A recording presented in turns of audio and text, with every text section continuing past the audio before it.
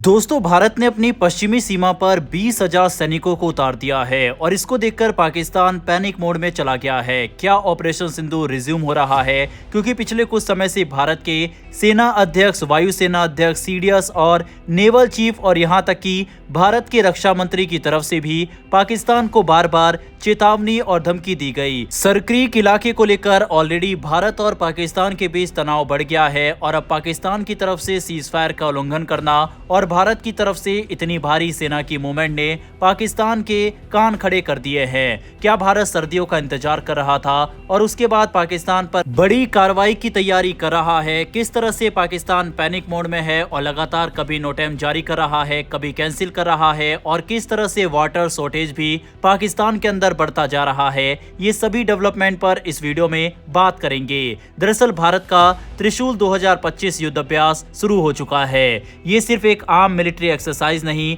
बल्कि भारत की तीनों सेनाओं, थल सेना, नौसेना और वायुसेना की संयुक्त ताकत का शानदार प्रदर्शन है। इसका मकसद है तीनों सेनाओं के बीच तालमेल बढ़ाना, संयुक्त युद्ध क्षमता को मजबूत करना और हर स्थिति में तैयार रहने का संदेश देना। ये विशाल अभ्यास गुजरात और राजस्थान के इलाके में किया जा रहा है और ये 10 नवंबर तक चलेगा। शुरुआत नौसेना के नेतृत्व में हुई है, जहां तटीय सुरक्षा और समुद्री ऑपरेशन पर फोकस किया जा रहा है। इसके बाद थल सेना की बारी है, जो रेगिस्तान इलाकों में अपने टैंकों और मैकेनाइज्ड यूनिट के साथ अभ्यास करेगी और आखिर में वायुसेना अपनी ताकत दिखाएगी, जिसमें राफाल, सुखोई 30 MKI और अपाचे हेलीकॉप्टरों के साथ बड़े स्तर पर एयर मिशन चलाए जाएंगे। इस पूरे ऑपरेशन में करीब 20,000 सैनिक हिस्सा ले रहे हैं। थल सेना के पास T-90 और अर्जुन टैंक है, वायुसेना के पास राफाल और सुखोई जैसे आधुनिक फाइटर जेट्स है और नौसेना के पास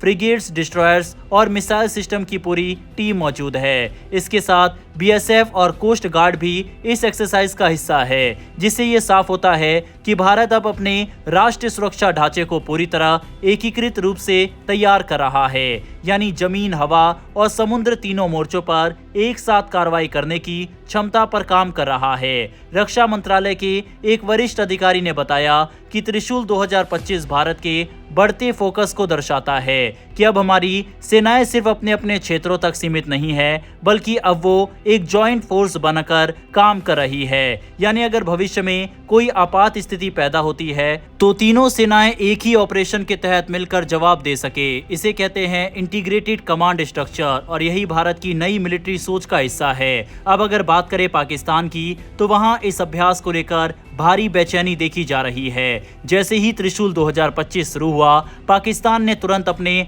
हवाई मार्गों में बदलाव की घोषणा कर दी। कराची और लाहौर के आसपास के इलाकों में उसने कुछ फ्लाइट रूट्स को बंद या सीमित कर दिया है। यानी भारत के सैन्य अभ्यास की खबर सुनते ही पाकिस्तान ने अपनी सुरक्षा व्यवस्था बदल दी, जो साफ तौर पर उसकी घबराहट और चिंता को दिखाता है। दरअसल इससे कुछ हफ्ते पहले ही 2 अक्टूबर को रक्षा मंत्री राजनाथ सिंह ने पाकिस्तान को एक सख्त चेतावनी दी थी। उन्होंने कहा था कि कराची जाने वाला रास्ता सर क्रीक से होकर गुजरता है और अगर पाकिस्तान ने इस क्षेत्र में कोई हरकत की तो भारत ऐसा जवाब देगा जो उसकी इतिहास और भूगोल दोनों बदल देगा। ये बयान उसी क्षेत्र से जुड़ा था जहां अब भारत का एक बड़ा सैन्य अभ्यास चल रहा है, इसीलिए पाकिस्तान की बेचैनी समझी जा सकती है। खबरों के अनुसार पाकिस्तान ने सिर्फ एक नहीं बल्कि 2 बार नोटैम यानी नोटिस टू एयरमैन जारी किया है। नोटैम वो सूचना होती है जो किसी देश की एयर स्पेस में उड़ानों पर पाबंदी या सीमाओं की जानकारी देता है।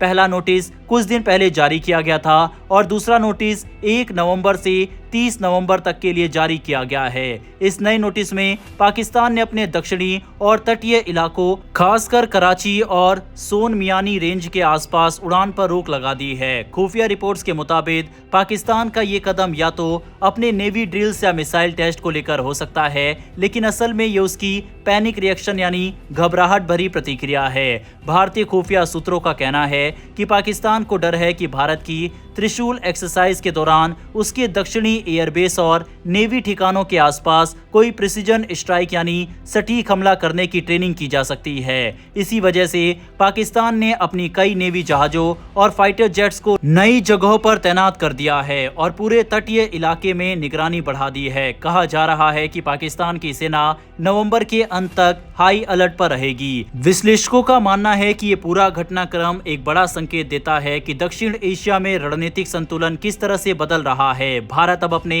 आत्मविश्वास और एकीकृत सैन्य ताकत के साथ आगे बढ़ रहा है, जबकि पाकिस्तान सिर्फ रिएक्शन दे रहा है और वो भी डर के साथ। त्रिशूल 2025 इस बात का सबूत है कि भारत अब इंटीग्रेटेड वॉरफेयर, रैपिड मोबिलाइजेशन और जॉइंट ऑपरेशन में दुनिया के सबसे सक्षम देशों में शामिल हो रहा है। इस अभ्यास से भारत का संदेश साफ है कि वह किसी भी खतरे का सामना करने के लिए पूरी तरह तैयार है, चाहे वो जमीन से आए, आसमान से या समुद्र से।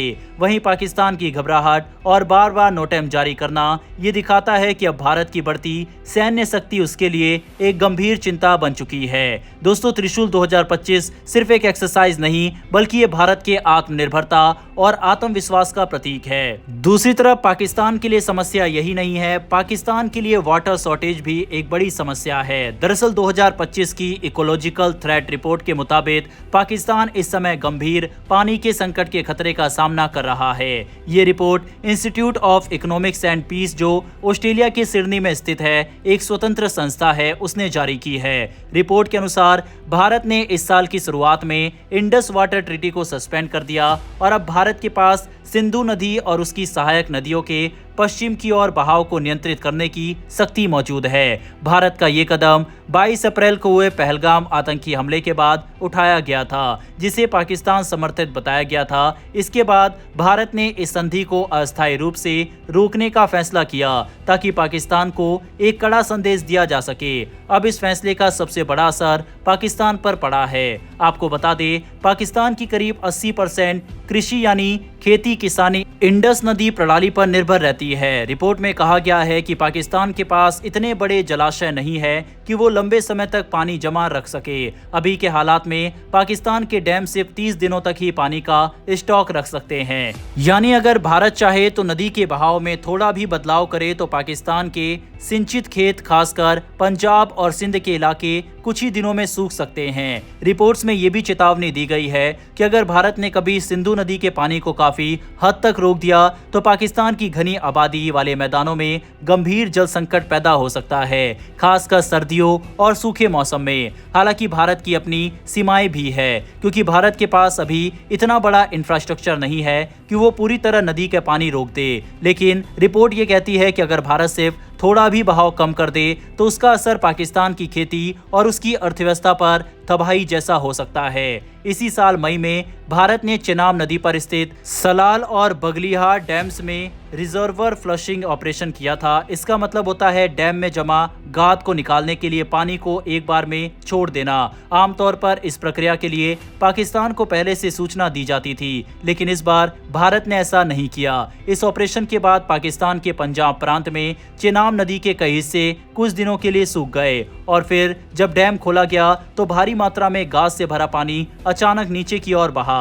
इस घटना ने पाकिस्तान में हड़कंप मचा दिया और सरकार पर सवाल उठने लगे कि अब अगर भारत चाहे तो वह नदी के बहाव पर कितना नियंत्रण कर सकता है। आपको बता दें, इंडस वाटर ट्रीटी 1960 में साइन हुई थी विश्व बैंक की मध्यस्थता में। इस संधि ने पिछले 60 सालों में भारत और पाकिस्तान के बीच पानी को लेकर शांति बनाए रखी थी। इसके तहत सिंधु नदी और उसकी 6 प्रमुख सहायक नदियों का बंटवारा तय किया गया था। लेकिन अब जब भारत ने इस संधि को निलंबित कर दिया है तो ये पाकिस्तान के लिए कृषि, अर्थव्यवस्था और पानी की सुरक्षा तीनों मोर्चों पर एक बड़ी चुनौती बन गई है। बहरहाल दोस्तों, अगर आपको ये इन्फॉर्मेशन और वीडियो पसंद आई हो तो वीडियो को लाइक करके हमारी आने वाली डेली ऐसी वीडियो के लिए नीचे दिए गए सब्सक्राइब बटन को प्रेस कर बेल आइकन को जरूर दबा लें। फिर मिलेंगे ऐसी एक नई वीडियो के साथ। धन्यवाद। जय हिंद, जय भारत।